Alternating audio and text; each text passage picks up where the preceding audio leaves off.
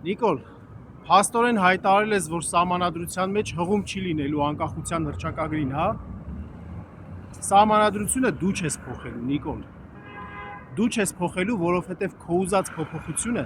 հայ ժողովրդի պահանջը չէ, այլ Էրդողանի ու Ալիևի պահանջն է։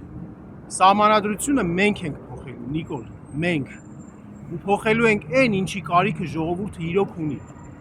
Հռչակագրին հղումը չենք փոխելու։ Փոխելու ենք այն ամենը, ինչը քեզ ու քեզ նմաններին դարձնում է ֆեոդալ, դիկտատոր, զազրելի բռնապետ։